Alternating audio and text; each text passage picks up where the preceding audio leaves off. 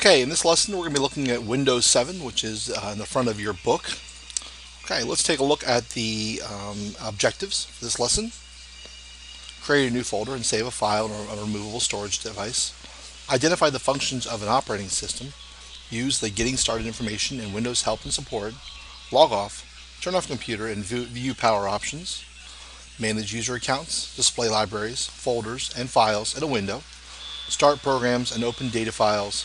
Manage the display of individual and multiple windows. Before we get started, let's describe a few of the terms we'll be using throughout this lesson as well as throughout the class. The first one is program, which is a set of instructions that a computer uses to accomplish a task.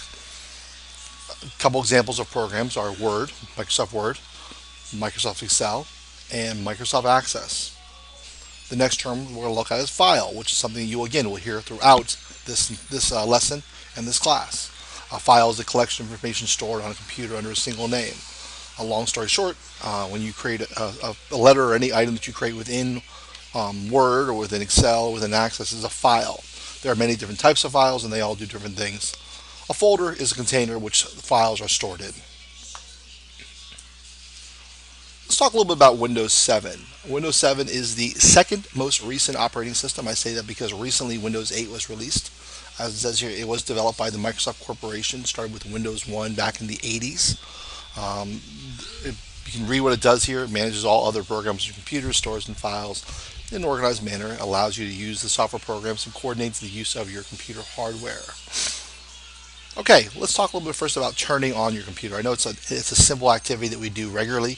You probably don't even think about what you're doing.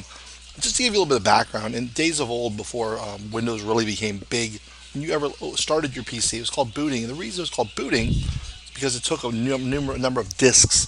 That was the process of booting. What you would see back then that you don't see now is the BIOS, the basic input-output system, which is essentially the operating system that runs underneath of Windows that controls the hardware. Okay, let's talk about logging into Windows with your user account. As you can see in this picture here, there are two actual accounts. Now, depending upon how many users that you have on your PC, you can have multiple accounts here. Also, depending upon how your PC is set up, when you click on one of these boxes, you might either be taken directly into your PC or be taken to a location where you can put in your username, password, and potentially your domain. Let's talk about the parts of the Windows 7 desktop. This is your desktop, of course, which is pretty standard. Most of you are probably looking at this on a Windows 7, Windows XP, or maybe even Windows 8 or Macintosh operating system. This is your standard Windows 7 operating system. For those of you who think that your desktop looks a lot different, this is the standard operating system, a desktop that you get when you first either log into a PC for the first time or when a new user logs in. You notice that there's no icons on the desktop. Okay, well, let's look at the pieces. Again, this is your desktop. This is your recycle bin, which you all recognize. This is your notification area, things like mail, your potentially weather bug, your volume, your network connectivity, flags are all stored here, as well as the clock. This is your task bar with your quick access items, and this is your start menu. Again, these are task bar. We're going to talk about pinning items to the task bar.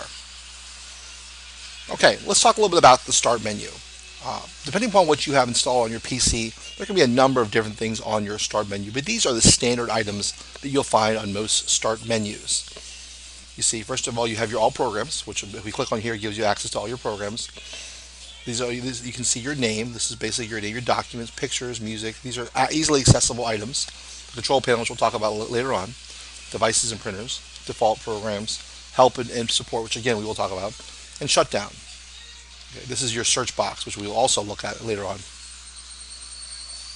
Let's talk about the concept of removable storage device, commonly used to transfer from data from one to another.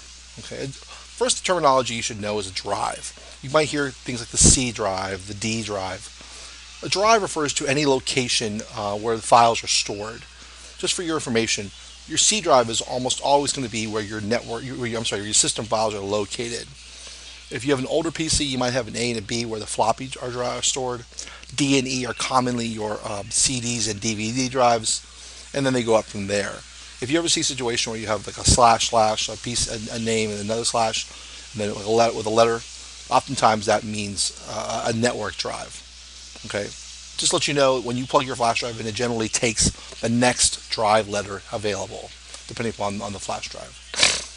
As it says here, hard drive disk is primary storage device located in your PC where most of your programs are stored. Again, usually designated as